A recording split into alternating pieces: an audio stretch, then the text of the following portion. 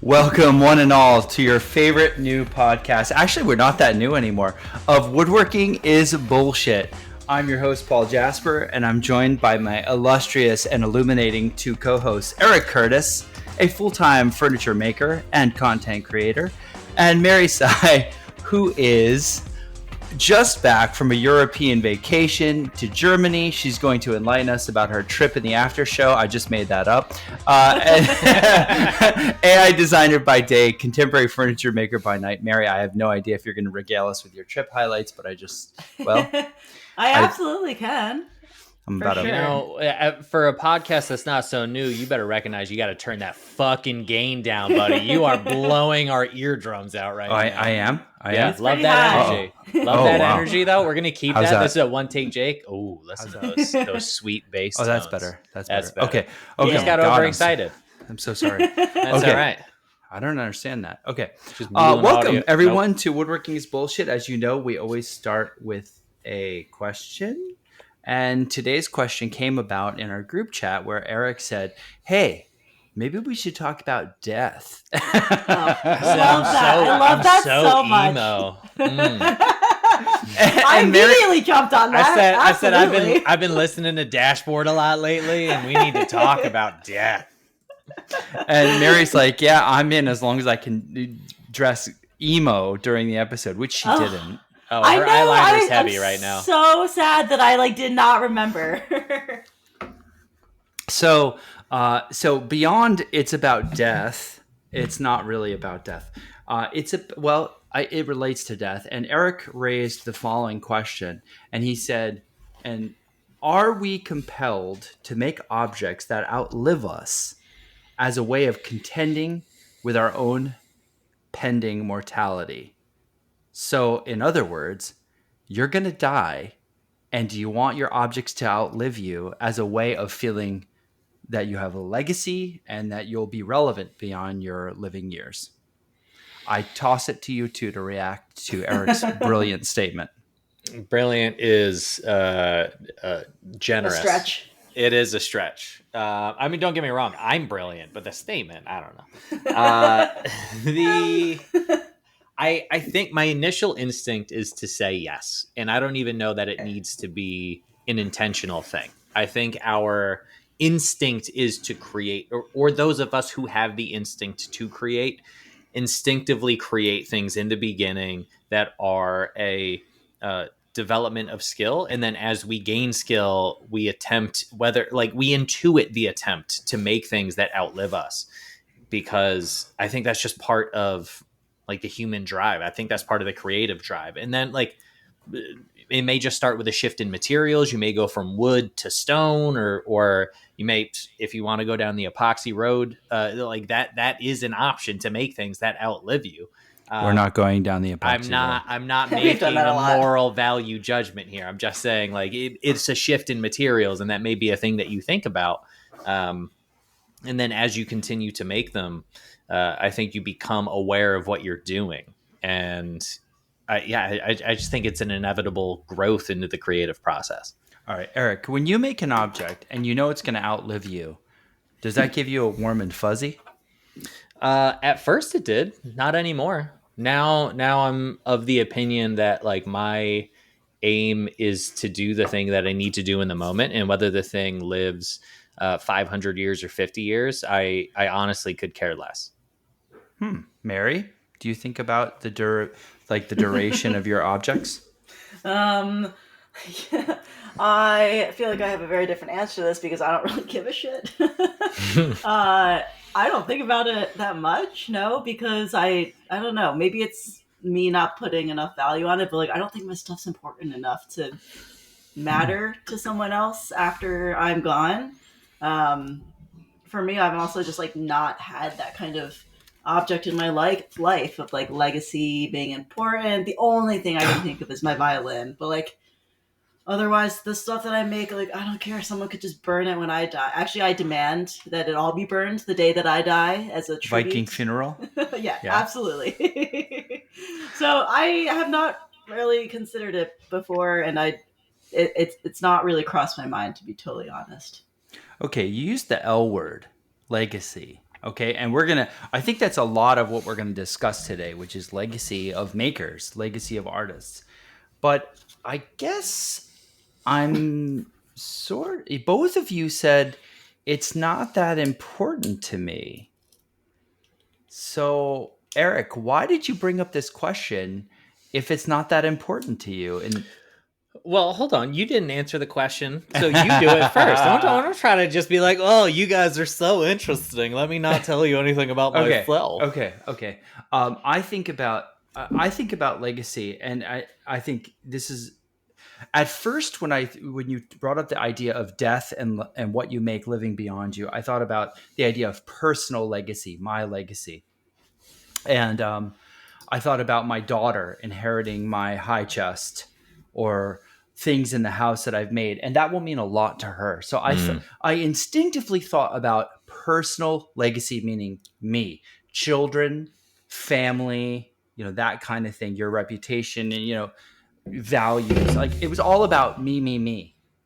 And then I had a conversation today with one of my close friends, William Heher, who is the bass player from the band Mr. Wives. And Wow, so cool. do you know Will? Do you know Mr. Wives? I love Mr. Wives. Okay, so Totally know who they are. They're my favorite emo band. Eric doesn't know Definitely them. not emo. Eric obviously has no idea who Mr. Wives is. But for any of the listeners out there, Will Heher is the bass player for Mr. Wives, and him and I became friends because he's a woodworker. And when he contacted me out of the blue, I'll just give you how we met. He contacted me out of the blue on Instagram, and he's like, "Man, I love your work. I love everything you do. And if you ever want to see my band play in Boston, there's going to be tickets for you. Absolutely, just say the word." And I didn't know who this person was. I'm like, "Who's Can this I stranger?" get in on that, please? Yeah, absolutely. You absolutely could. Absolutely, Mary. 100%. So Will said, and I didn't know Will at the time. And he's like, "Yeah, if you ever want to see my band play." And I reacted like, "What? Like, what do you mean see my band play? Like, I don't know you. You're a stranger. Like, I don't know your I band." don't know you, bitch. The fucking audacity of this man. Right? And then he's like, "We're playing at the Bank of America Pavilion." And I was like, "Oh, because now Oh shit. Okay. All right. yeah, I was like, that's a real band. They're So big. so I at the time, no, funny. Wait, let me finish the story. So I Googled like William Heher and bass player, and it came up as the bass player of Mr. Wives. And I had already been listening to them, so of course I like fangirled in the moment. I was like, so it turns out I loved their music. My cousin Amelia had already introduced me to their music. I'd been listening to it for years. I got my wife into it all before he contacted me. So when the bass player like reached out to me, I was like, "What are the chances of this? Like, this is unbelievable." Anyway, we've gone to his shows every time he comes to Boston, and it's a great time. So I was talking to him today about this idea of legacy. So now when he's playing with the band, he's a bass player, and otherwise he's a woodworker. All right. Very interesting. And I brought up the idea of legacy, and Will and I had an amazing hour-long discussion about legacy. And Will brought up, because he works for a whole series of artists and he does woodworking for their installations and a lot of their work. And these are very successful artists. He brought up the How does idea this guy of, have time? well, they're not on tour the whole year. They're on tour just okay. a small fraction of the year, and otherwise he's woodworking. Will brought up this idea, and like I said, I went to the idea of personal legacy, like my daughter, myself. What do I want? You're right. He's like, what about the legacy of being part of a larger movement? Social legacy. Oh, I was like, if this doesn't scream white privilege, the fact that I went to my personal legacy and Will had like the broader forethought to say, what about a cultural legacy? Or Eric, what did you say? A social legacy? A social legacy. Like, what about being part, like if your art or your work is part of a cultural legacy or a social legacy, like racial or LGBTQ or feminine, like that kind of a legacy is a very different animal than thinking about your own personal self. And to be honest, I was a little ashamed that I hadn't thought about larger, like legacy, like social and issue legacy. And I was just like thinking about myself and my daughter. And if that doesn't scream white privilege, I don't know what does, because I was like kind of flabbergasted that I hadn't had a more broad open mindedness. But like Will and I had this amazing discussion. So is that something that's resonates more like a social legacy than a personal legacy? I think that's a really interesting component. I wonder. I'm unsure how, like, if white privilege is the right term. Um, I think that there is a social aspect to being a part of a smaller group, right? The group that is not currently on top, and you and I as white men and straight white men at that tend to be, placed at the top.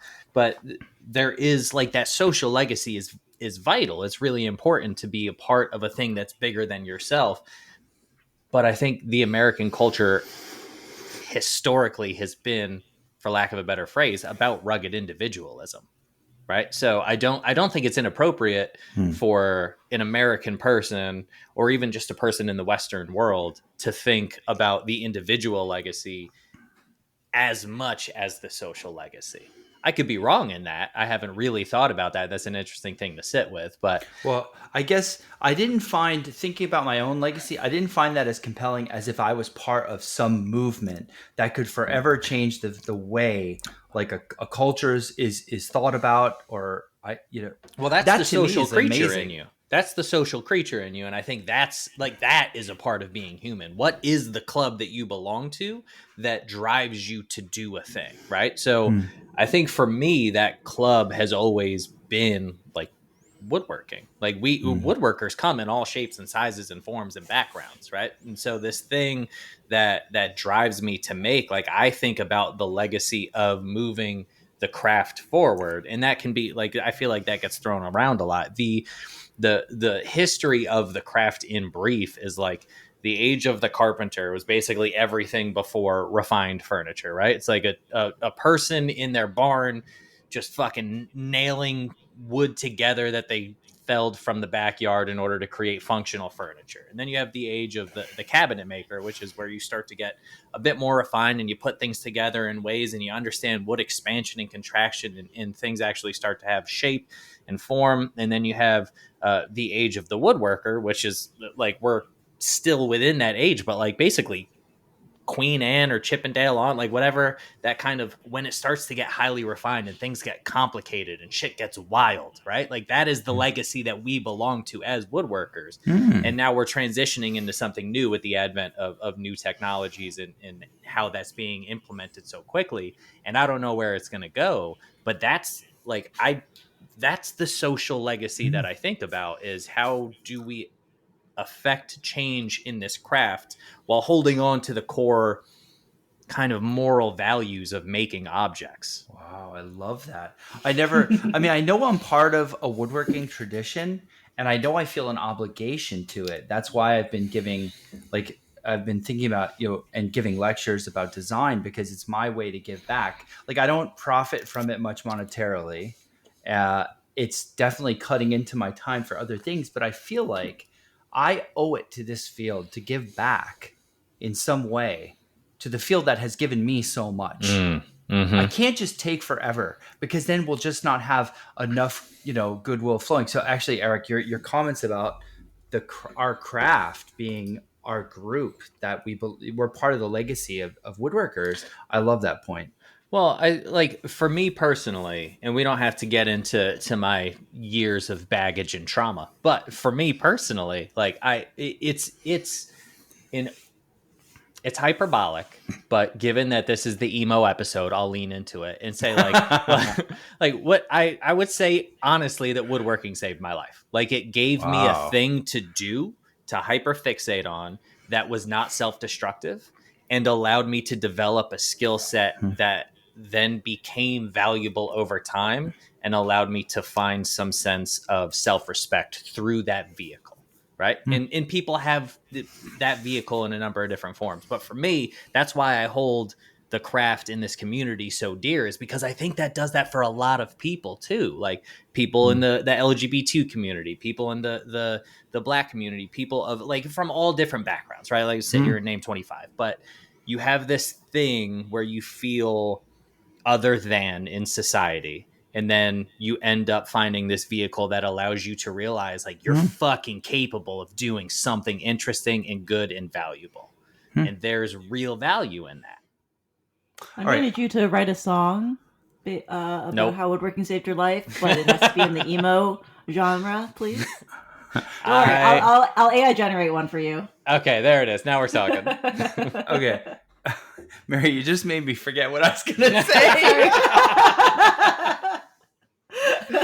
Shit. Well, okay. I guess I do have a point to what you were just talking about. Like, part of it is also influence and the amount of influence that you can have that will kind of support your legacy. So for me, I don't think about it that much because I don't think I have enough of a say in this woodworking world because I, one, barely have the time to do it, and then two, like I don't consider myself like super unique. So maybe that's why it doesn't come across my mind as much because I don't think I can influence that much where I am. However, as I say that, I realize that that's not true because every time I teach a class, I always have people coming up being like, oh yeah, I'm super happy that, there's a woman who's teaching this. I finally felt comfortable taking this class and things like that. And like, I know people have reached out to me about it being like, yeah, I love like the thought you put into the design, want to hear more about it. And it's like, why? And of course, like in my stupid brain, I'm like, why do these people care? And like, who wants to hear what I'm like? But like, that's just my own internal thoughts. And I realize that that's not always the case. So like the amount of influence that you have is also a sort of legacy as well. And it's just not one that I immediately think of. Well, and this is an argument that I have with Larissa regularly, right? The idea of I'm uncomfortable acknowledging that people see me and my work and value it. And for her, like she doesn't want to acknowledge that she has quote unquote fans. Like that's where she draws the line of like, that's uncomfortable to me. And yet, yeah, I can relate to that. People constantly are like, your work is amazing. I'm so glad you're doing this. I'm so glad you're sharing it. So her influence is big, as is yours. Like you are going to deny that and try to downplay it. But I think there is a moral obligation for us to sit with the things that make us uncomfortable in order that we might do something more meaningful and impactful.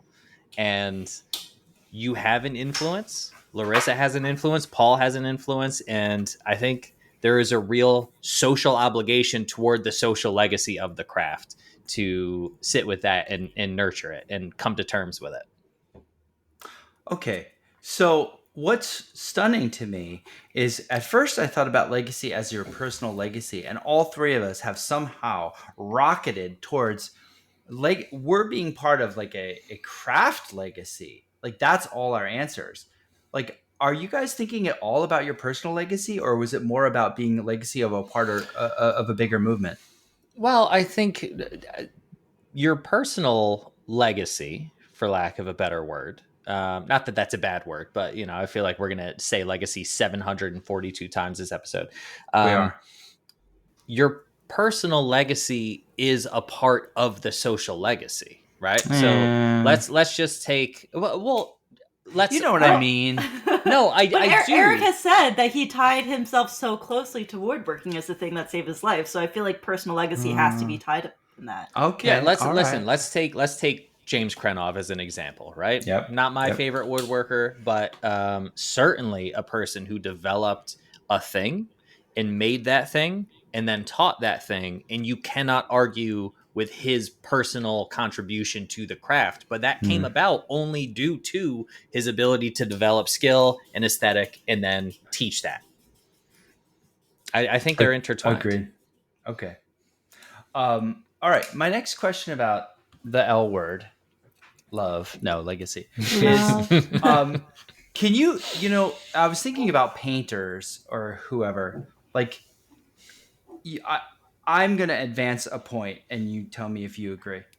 I feel like you can't plan for legacy. You can't preconceive it. You can't be like, I'm going to do this and it's going to make a big splash and carry on forever. You have to just be you in the moment. You have to just play and pursue your passion and pursue what you enjoy doing. And that's like the seed. And that seed over time evolves, and maybe even after your death, that seed then grows into a lasting legacy. Often it doesn't happen when many people are alive. And I don't think you can plan for it, because that seems disingenuous. It's almost contrived, like, oh, I want to make a big splash, I want people to talk about me. Like, that's kind of lame, right? So I often find that artists who do have a legacy were just playing in the moment, being themselves. They had no idea, or whatever social movement turned into a legacy, like, they didn't know that that was going to be a big deal 50 years, 100 years from now. They were just being themselves in the moment. What do you think about that?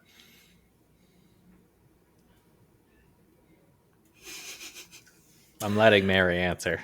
Yeah, I mean, I'm trying to think about it because I don't. Like, I we're don't hippies. really. We're hippies at Woodstock thinking we're going to have a social legacy, No, 50, I don't. 100 years from I now. don't think so. But like, what determines what made you into a legacy? That is it just a reaction of other people to your work? And I know there's like plenty of famous artists too, like Van Gogh, right? Who didn't even realize his work was Yes. amazing until, and then like he didn't know even Yes. until after he died. So That's right.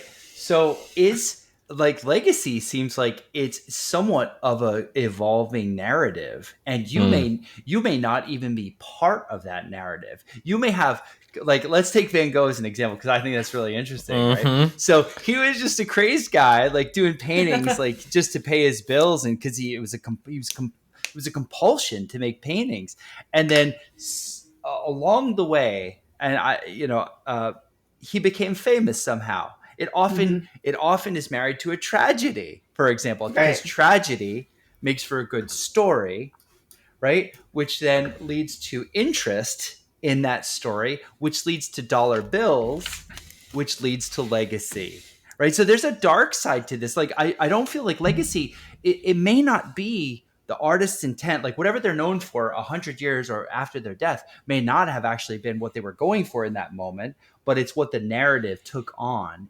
through either Yeah. financial ways or people retelling the story. Is legacy kind of just when you have? Can you define legacy, Paul? I was really trying hard not And to yet, say that's that. the exact question you were asking. Jesus Christ, Mary! Enough with the Okay, fucking definitions. I did not say that. I was going to say, like, is legacy when you have, like a following? Like, what? Because I'm trying to understand, a cult classic, for example, that is something that was notoriously bad, but has a following. Like, is that a legacy? I don't know. I feel like that's interesting to bring up with Paul's example of Van Gogh, because Van Gogh, the story of the thing was made by Van Gogh's sister-in-law, if I remember correctly, right? And it was like the evolving of the social times and how that all comes into play.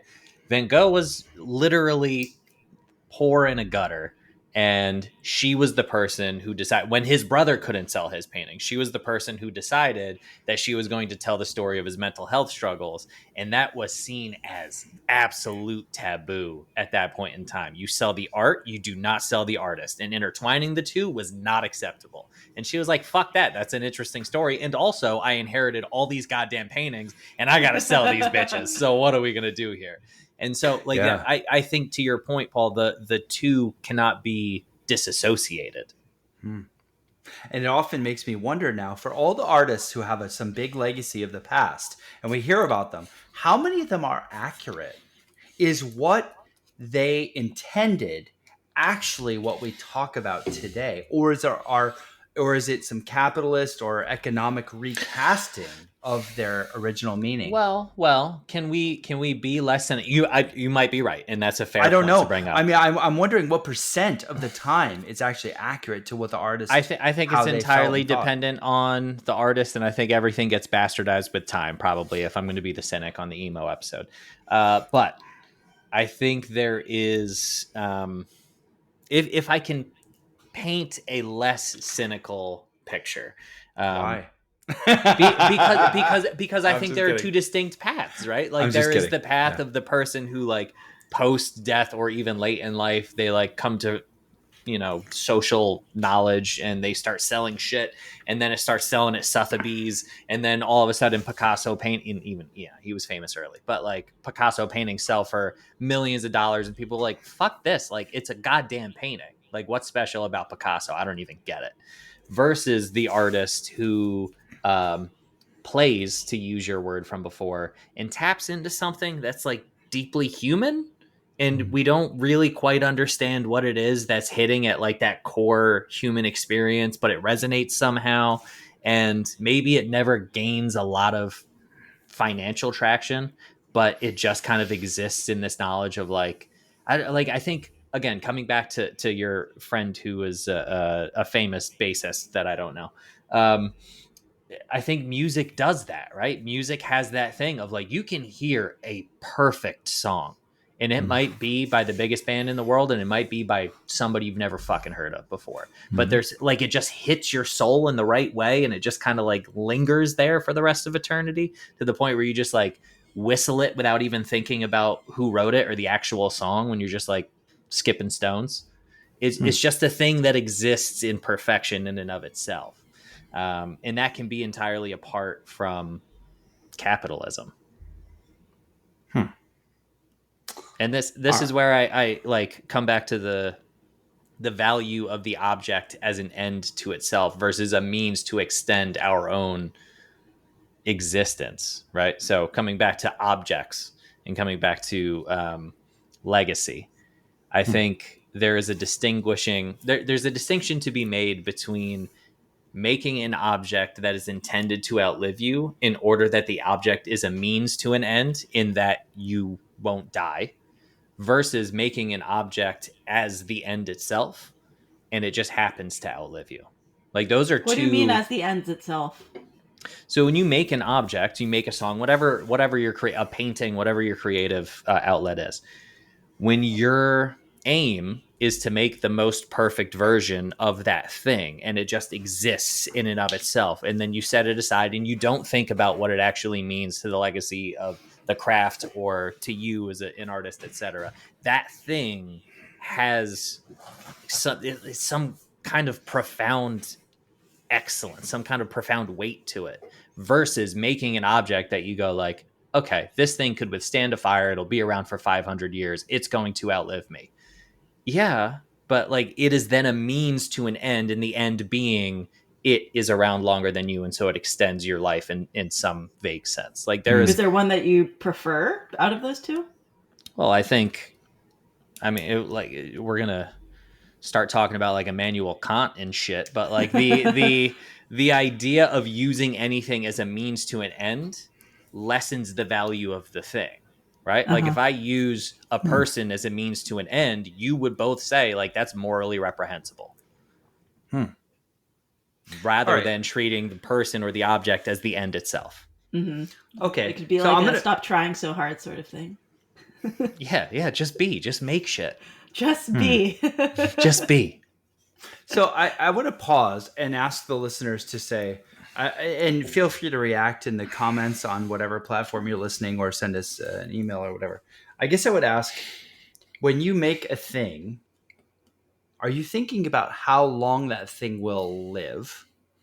And does that make you feel as if you live, like your legacy lives with that thing? And is that important to you?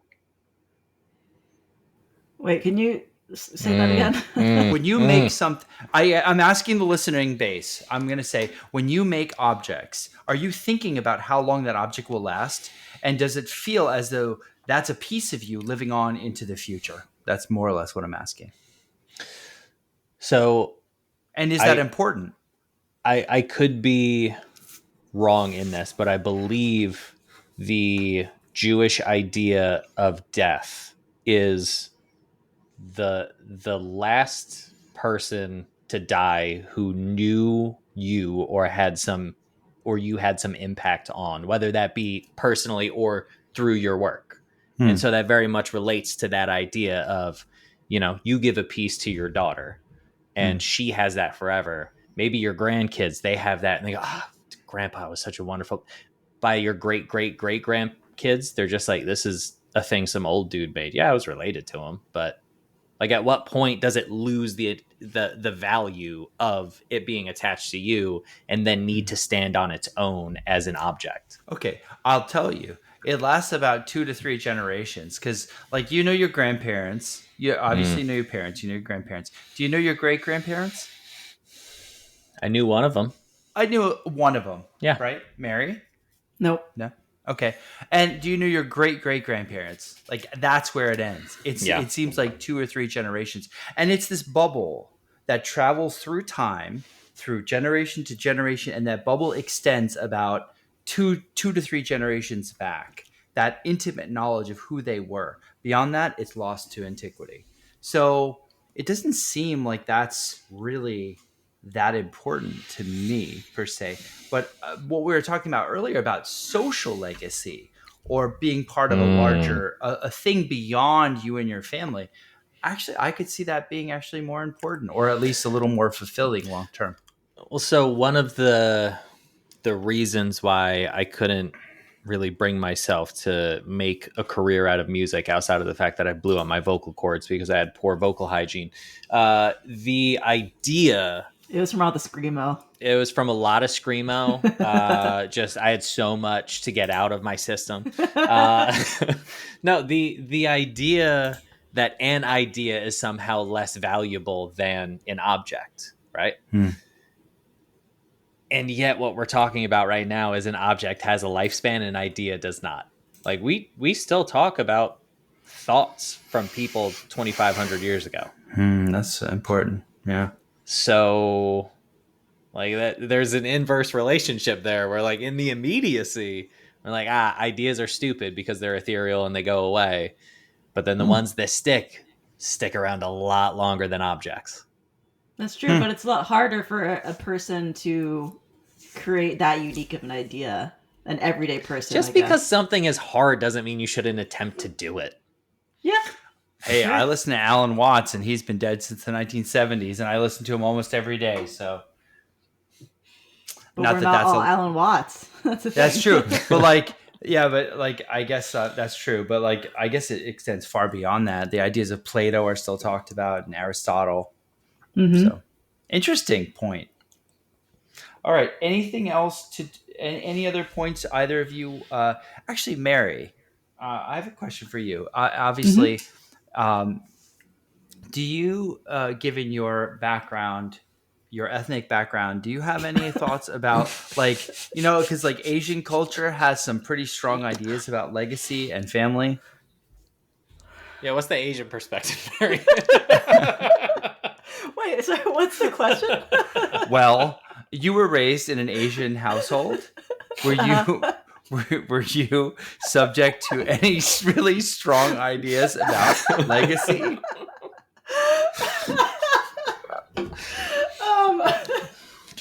Okay, so personally, myself, no. But I will say that I know there is a difference between Eastern and Western cultures. So I think, Asian countries, there is a lot more emphasis on family and sticking together, and there's much more... there's a lot of importance in terms of legacy there. Myself, personally, not really. Just because it was never really a thing in my family, and like most people will tell you that I'm probably the least Asian there is. So like I just never really had that in my life. Like I was not close to my grandparents. I never knew my great grandparents. Actually, I only knew 2 of my grandparents in general. So that's never really been something that has run in my family at all. We don't have any like heirlooms that we pass through generations. We don't have, and like maybe that's where my nonchalance for legacy comes from, because I don't have anything in my life that I would value like that besides maybe my violin, but even that I could probably let go. So yeah, I think that's probably where a lot of my attitude comes from, just not having it in my family. But I can't speak for, all Asians. It's just my personal experience. I do know that there is that influence and importance within Asian cultures. So I just want to. I'm very rarely self-congratulatory, but I do just want to point out that I made it 2 minutes and 50 seconds without making a single joke there, because this is a public medium broadcast, so we're gonna keep it there.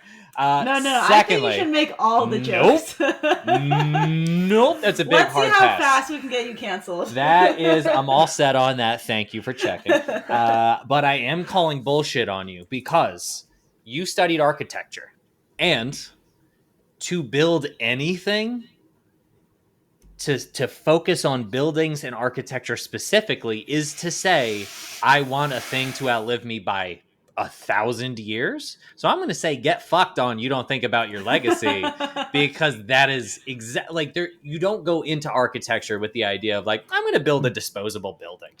Okay, that is fair. However, I would argue that the things that I created when I was an architect were not representative of who I was, because I was representing a design company or a firm and their way of building, their style, their perspective of what a building should be like. It was not really my Of course, you're of it. limited in the beginning of your career, no matter what you're doing. When I was apprenticing and in school, I was heavily influenced by the people who were teaching me the craft. But the idea of going to school and saying I'm going to study to be an architect can't unlink itself from the idea of building things that will be around for hundreds or thousands of years longer than you. That's true. And I think that that's part of the draw of architecture school. It's like a very much romanticized career of like, oh yeah, these things will be like incredible influence and amazing, and these things will last forever. And then as soon as you start actually working in the field, you're like, oh shit, yeah, this ain't for me, man. But again, this is true of any creative medium or design medium, right? Like, it's you become a woodworker because you're like, I'm just gonna like be in my shop every day outside of the budding cherry tree and looking out over the field, and then you get into a fucking cold basement where the glue isn't setting because it's 55 degrees every goddamn day, and you're like, oh, this sucks. I haven't seen the sun in 7 days, and we're just building fucking kitchen cabinets. Like, that's the reality of it. Mm-hmm. Yeah. So, yeah, okay, for sure. I mean, architecture's, it's a kind of a different scale in which, it's enormous, and it will outlast you. Once the materials are poured in and everything, it's going to outlast you for sure. Whereas, like, I don't know, a wooden object, maybe not. So there is a bit more gravitas behind it. So I agree that you did call me out, and that is true. Well, however, I didn't stay in that field at all. way to go, Eric. Calling her out. Yeah, she just acquiesced to that. So she was like, all right, fine. Okay. So, all right, ready? I'm going to ask you about your personal legacy, like about the things you've made. Is there one thing that you hope lasts the test of time and is passed on to someone you care about? No, I don't have that. I don't have anything in my life like that. Actually, Nothing it's probably made? My violin. One thing I didn't make. But yeah, okay. I'm unsure. I mean, yes, I'll give kind of two separate answers, I suppose. The one thing that I'm very confident will outlive me and outlive multiple people is the blanket chest, because that thing is beefy and it ain't going anywhere. Now, that's not in my vocabulary anymore. It was as close to a ripoff as I think I've ever come. But it is substantial, and barring a house fire, it's going to be around for $500. As far as objects that I want to be passed on, I think that's where the emotional connection to the work and the objects stands apart from my connection to the individual. So, like, the people that I love, I want to take the things that I make, and like whatever they connect to would be the thing that I hope they take. I don't have any one object that I'm like, I really want you to have this, because the fuck do I know about how you connect with my work? Yeah, I will say I keep coming back to like my violin probably being the thing, even though I obviously didn't make it, but it is hella old, as I've mentioned before. But also, it is the one object in my life I have spent the most time with without a doubt. Like 20 years, every day, like so many hours with that object. And I don't know if I have spent the same amount of time with any other object in my life. Like I'm trying to think right now, but I can't, nothing comes to mind so concretely. So I definitely have that emotional attachment, and I don't have anyone that I would want to like pass it along to, but I do know that I want it to keep living in this world and being used, even though it's not being used right now, but that's fine. So Paul, I want to ask you the same question, but before I do, Mary, you hit on it right at the end. I'm curious if knowing the person and having a connection to the person is the important part of somebody inheriting that object, or if somebody who could use it and treat it right. See, you're nodding and saying that's the thing. And so this again then comes back to the question of, is the object a means or an end? Because if the object is an end in and of itself, it has a weight to it. It deserves to be used and played and treated well, versus giving it to somebody like, you're like, well, this person will think of me every time they see the instrument. Like, that's not the important part. Yeah, exactly. I agree. I would definitely say it doesn't matter who it is. I don't need to know them. I just want it to be used in a way that it'll celebrate itself. If you had a child, your answer might be different, because you'd want them possibly. That's true. You are the only one that has a child here, so yeah. That we know of. Am I right?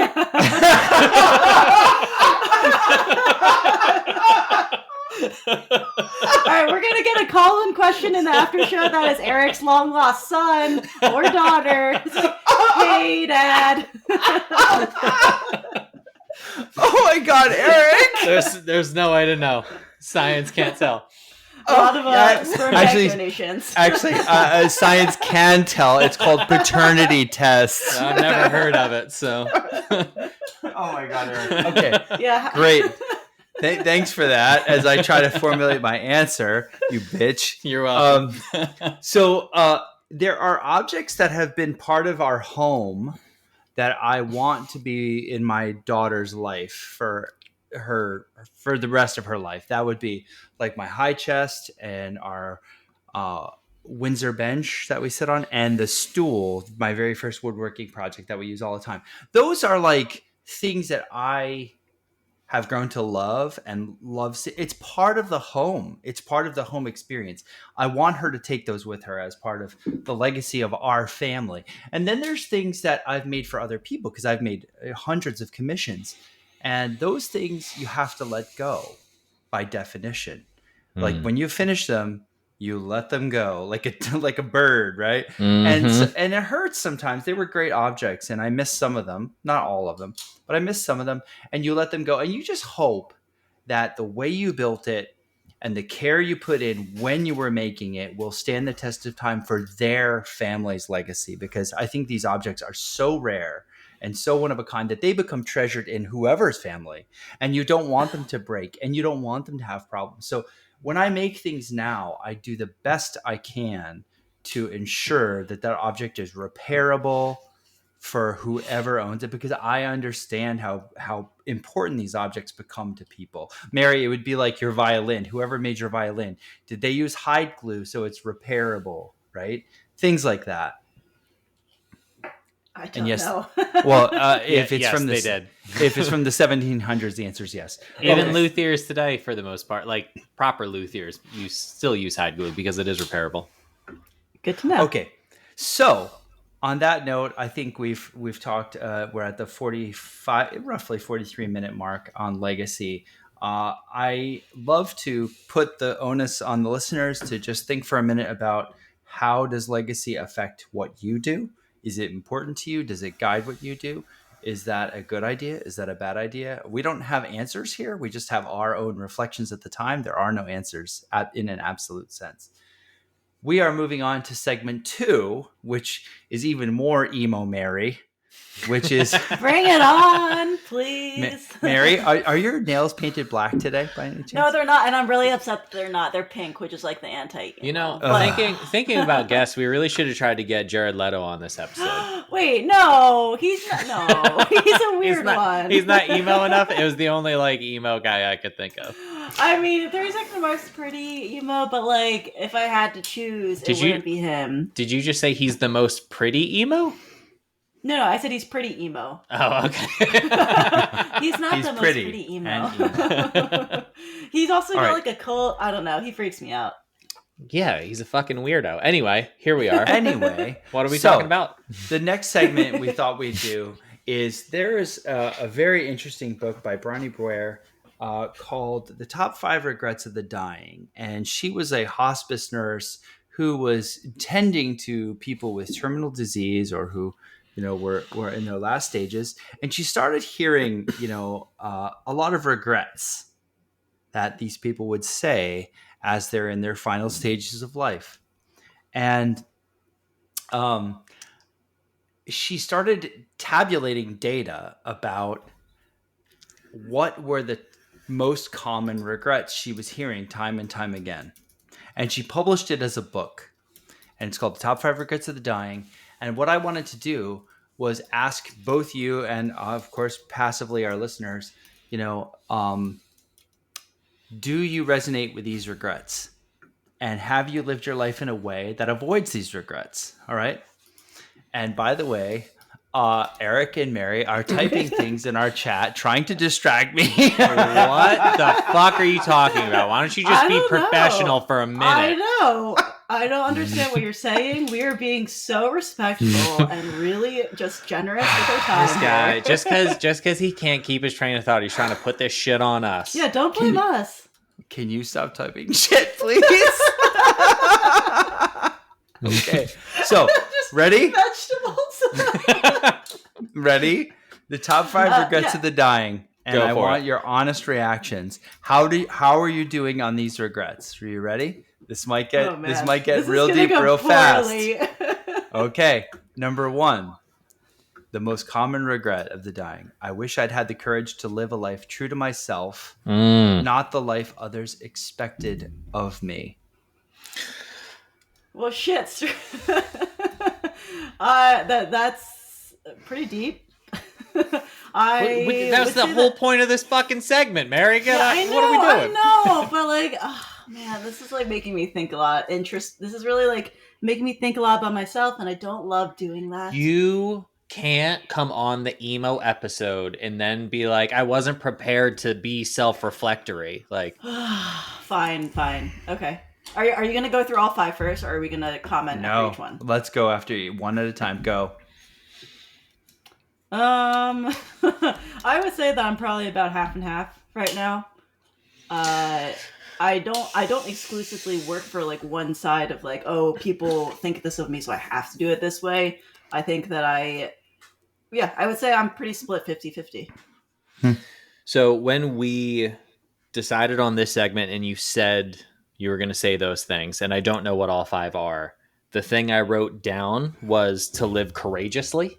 Ooh. Which is a thing that I attempt to do. Now, you don't always live up to your aims, right? It's a high aim, but to do the thing that I think is right, or the thing that I think that I need to do in spite of it being difficult or scary, is the promise that I make to myself, that I sometimes need to remind myself, because if I get to the end and I realize that I didn't do that, that is the thing that I think will haunt me. Which is why I do weird shit. Like, it's probably a poor business decision to take a month off of work and go for a road trip, or to work fucking 12 hours a day for a thing that I think really matters to accomplish an end. Like, it's illogical. I could make more money doing less work in another field, but here I am. I have to do the thing that I think I need to do. And whether that's courageous or not, I don't know, but I won't regret that when I'm done. Good. So you'll avoid that regret. That's the hope. I have largely been true to myself my whole life. I don't think I followed what other expected to be, because my parents have never really laid down an expectation. They just said, we want you to be happy. We want you to do what you want to do. So when your parents are cool like that, it's hard to live your life, with expectation, because I've always, So that's a nod to my folks for raising me right. I've got Asian parents, so I didn't make the joke.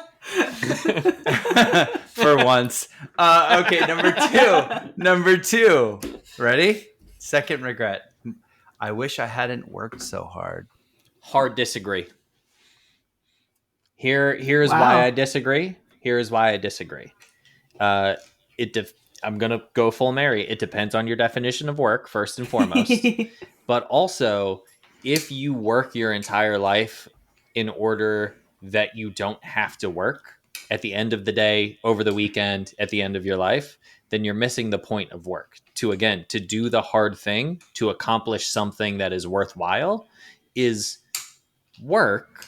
But if you can somehow focus on making that a way that you can live your life, then why wouldn't you work toward that goal? Well, as Alan Watts says, think of work as play, right? I think this regret is people who did jobs, who worked that they did not enjoy necessarily. Yeah, we don't know Yeah, anybody that's what I like was going to that. say. And they sacrificed so much for the carrot at the end of their life. They realized that the carrot is nothing but a fallacy. Right.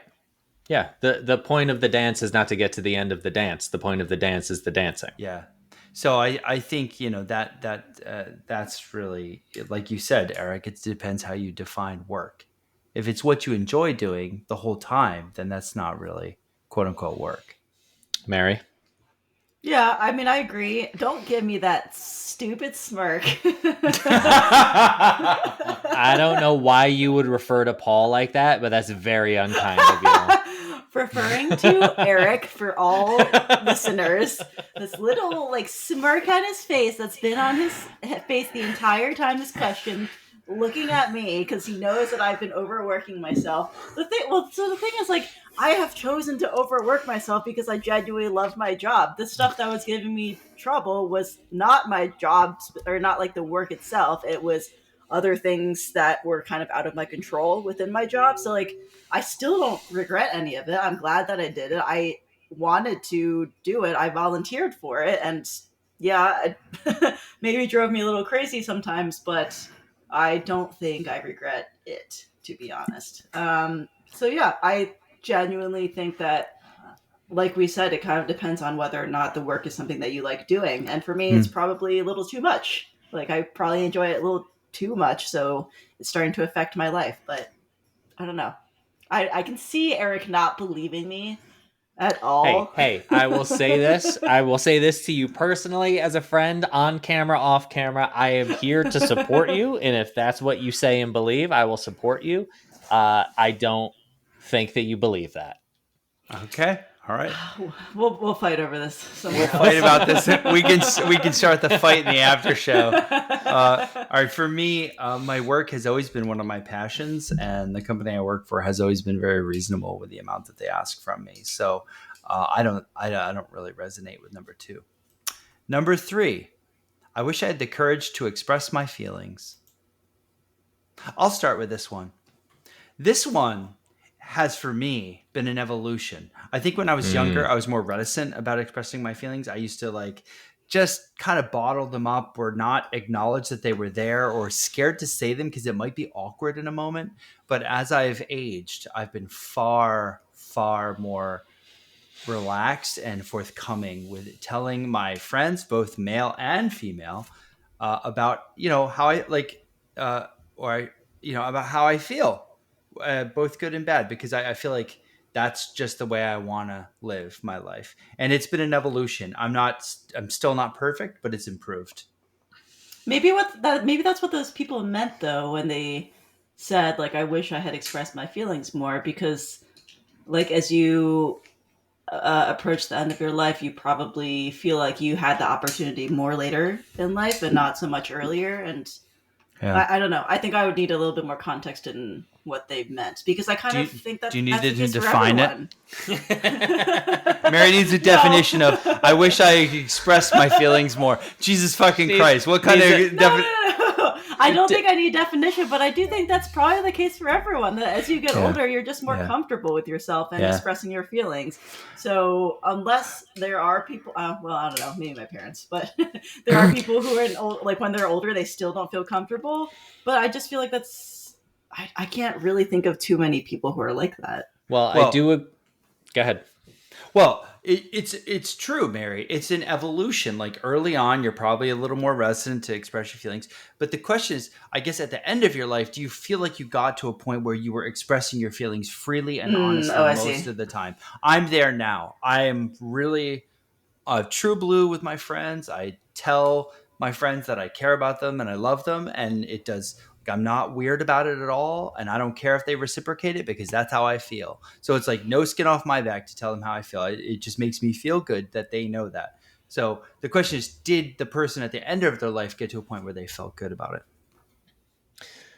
I agree with you that the majority of people probably get to a point where they express it more than they did when they were younger. And I think all three of us struggled to express those things when we were younger. Paul, I'm You don't with you. know me. I know you well enough. Paul, I'm with you in that at this point in time, I am very open. I try to be very intentional about telling my friends that I love them, telling the people I care about that they're important to me. The other thing that I try to be very intentional about is on the opposite side of that is articulating when it's uncomfortable and having difficult conversations with people, because the thing is there's never a good time to have a difficult conversation, right? Because when things are shitty, you don't want to pile on, and when things are good, you don't want to ruin a good moment. But having the necessary difficult conversations inevitably leads to better relationships. It does. And so that is a really important thing that I try to be mindful about, of like, there's never a good time to say this, but we need to sit down and talk about it. So Yeah, because unsaid things leads to resentment over right, time. right. Yeah. Yeah, I would say similarly. However, I think I'm a little bit more careful in like picking and choosing the specific moments in which I would like to share those thoughts. If I kind of am able to evaluate, the situation, and I think that it would be better for me to share my feelings in the long run, I will choose to do so. However, I've also gone through scenarios in life where I don't think it helped the situation, and Hmm. I've learned from that. So I would try to be a little bit more careful in like evaluating what I think would be the aftermath. Sure. Interesting. There is an argument to be made for not sharing a thing, because what you're attempting to do in certain circumstances Yeah, is to get a thing off your chest and put it on another person. yeah. But I feel like that's separate from the regret of not having shared how you feel. And I would be curious what the demographic is that were interviewed for this book and when it was done, because as soon as you said that, my immediate thought, and Mary, you talking about your parents not being super open to sharing feelings, and maybe that's a cultural thing.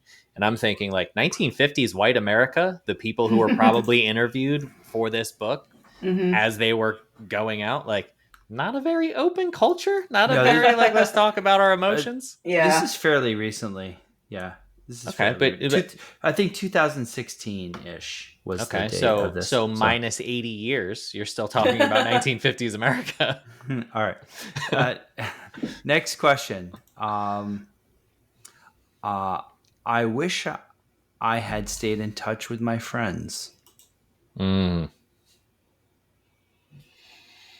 It is. I actually had this topic recently with a friend in which we noticed that the older you get, and I think I read this on like a Reddit subreddit too, but like we like the older you get, especially amongst our parents and grandparents age, I think you notice them having fewer and fewer friends. And I don't Mm. know if that's just from time and just I don't really know what causes it, but uh I don't think it's a conscious decision. I think it just happens. Like I was talking to my dad about this, and he was saying, like, my dad doesn't really have that many friends. The ones he did have, or the ones that he ever always talks to me about, are the ones that he made like in college, and he hasn't really kept up with them as much as he wishes he did.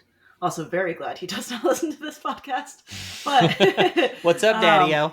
so I just told people that my dad doesn't have friends. But I mean, It's all right. Neither does mine. It's fine. It's just something that I've noticed amongst generations. I don't know. My mom definitely has more friends, but yeah, I don't really have an answer to that because I think that I Well, keep up with friends enough, well, but I can't tell Mary, for what it'll be later on.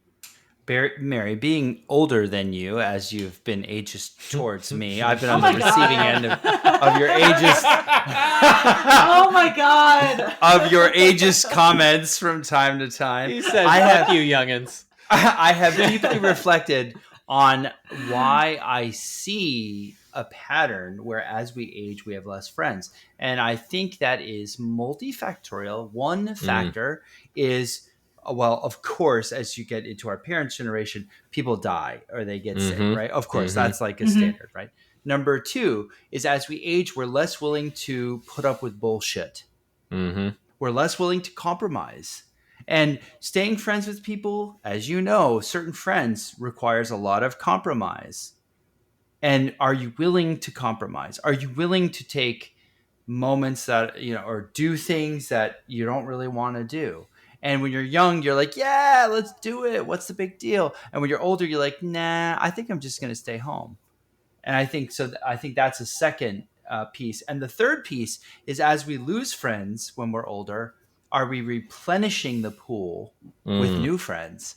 And that comes to the issue of when you're older, when you're working too much, probably, and you have children who take a ton of Mm-hmm. effort, and you have a little me time for yourself and your spouse or whoever, where's the time to make new friends, and what's the common thread that unites with them?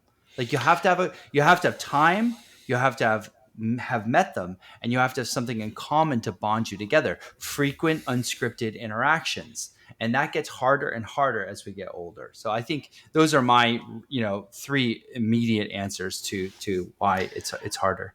I'm glad you hit the kids thing because I obviously the older generations, everybody or almost everybody had kids.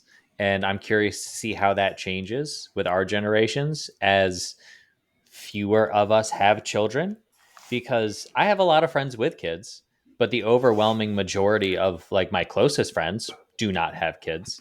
And so we have that extra free time to be around each other and build those broader social nets. So I mean, as far as how I do about keeping up with friends, I think I'm again, I try to be conscious of it. Like if there's somebody I haven't spoken to in a little while, I'll just send them a text, be like, "Hey, I was thinking about you. Love you, friend. Like, hope you're doing okay." And I even just that, what I've noticed is like maybe we don't talk for a couple of months, and I just send that text, or they send me that text, and then we talk for like a week. And then next time I'm able to get around to like hang out with them, we can spend some time together, and it feels very much like two people who care about being in the presence of one another rather than um, that I don't know, utilizing that friendship to make me feel good. Hmm. I think that's an important distinction as well. Well, it sounds like both of you are not guilty of that one. I wish I had kept in touch with my friends, and neither am I. I'm pretty good with my friends. And in fact, I'm one of the few people in my friend group who still throws large parties, like 30, 40, 50 people. And it's just like, I wish more people would do it, but it just seems like that's getting more and more there requires additional activation energy to throw large Mm. parties. But I actively fight it because I see the tendrils creeping into my own life. I can Mm-hmm. see it. I can feel it. And I try to push back against it. That's when you just make Eric throw a party at his house and then invite all of your friends over to Eric's That does house. seem to be the fucking plan that everybody has. All right, the last one. You ready? Whew. I Yep. wish I had let myself be happier. Hmm. I It's a tricky one. It's a real tricky one. Okay, Yeah, I think this one speaks to anxiety. It speaks to guilt, the guilt of being productive, or not allowing yourself to enjoy the moment and guilting yourself. I should have been doing this, or I should have been doing that, or I should be this, or I should be that. I don't like that. I don't like feeling guilty about stuff that I've done in my life. Like, I like to think that even if I didn't enjoy it, I learned something from it. Do I you don't let know. yourself be happy? Do you allow yourself to be content with your in the moment with your decisions, or do you like get on yourself because that little voice in the back of your head? I think that's what this is Well, so speaking so to. I think those are two different things. Like talking about allowing yourself to be happy in the moment and then punishing yourself afterward because you didn't X, right? That's one thing versus not knowing how to identify a moment that you're in and allow yourself to be present in that moment. Oh, that's Because true. that's a real component of this too, right? Like the Mhm. thing of just like while you're in it, you're either thinking, "Oh my god, I have to do this later," or Mm. you're thinking about what you don't have versus what is in front of you. So there's the momentary versus the reflectory. That I want to distinguish there. But Interesting. um, I think that that's a tricky one too, because there is, I feel like we have this idea of happiness of like as it's a lifestyle, right? Like Yeah, I could be exactly. happy. Happiness is an emotion. It's fleeting. And Yeah. yeah, That's what like makes there, it so nice too, that you right. have other moments to compare it to. And I think it's really important to say, like, just because you're not happy right now, just because you're not happy in this moment, doesn't mean that it's not a worthwhile moment and that it's worth being present in. Because, like, listen, whatever happens, you know, a fucking parent dies and you go spend time with friends. You're not happy in that moment, but that doesn't mean that it doesn't have immense value Mm. and you know healing in that moment. So I think there's the idea of I wish I let myself be happier. um, I don't I know. think I don't know how to Eric, sit with that one. Eric, I think it means they're like punishing themselves instead of just enjoying the present for what it is. They're like, "Oh, I should be Well, doing this or I should be doing that." And it if sort of that's the spoils case, the moment. Is how I interpret it. if that's the case, if that's where we're sitting with it, then I don't have an issue doing it. Like I will work my ass off, and then when I sit down and have a beer with you guys, or do this podcast, or whatever it is, or go camping, or spend time with friends, I don't give a shit about what else is going on. Like I'm there, and that's a skill I've had to learn. But I'm able to put that shit away and just be there with people because I know that moment is temporary. Mary, do you let yourself be happy? I think so. I mean, it comes and goes in terms of how much I control it, but I definitely have the capability to do so. Um, yeah, I think that when I'm in the moment, like for example, I just got back from vacation. Like these 2 weeks were so great, and I knew that they were great. So I let myself just be in the moment. I let myself just enjoy my time with my friends, and explore new cities and just soak it all in. And it was really really awesome. So I think that I have that capability. Sometimes it doesn't feel like I do, but I know I do. Great. That's good to hear. Paul? I'm happy. I'm improving. I used to have guilt Mm. about being productive all the moment, but that came from academia. You have to be a scientist every minute of every day, and otherwise you're not productive. You know that kind of guilt complex stuff. I've been able to shed that, but it took a while. So I think I'm Sure. okay now. Again, an evolution. Like you may have not Mm. been good with it, but now you are. So I hope everyone's enjoyed these 5 top regrets of the dying. Well, I also want to point out the what is it, a positivity bias, where all 5 of us were like, no, I think we got all 5 on lockdown. That's true. That's true. I feel like next week is going to be a therapy session where I'm like, guys, I really thought about these 5 things, and I don't know if I've mastered any of them. We're out here like no regrets. We're good. So I'm like really spiraling.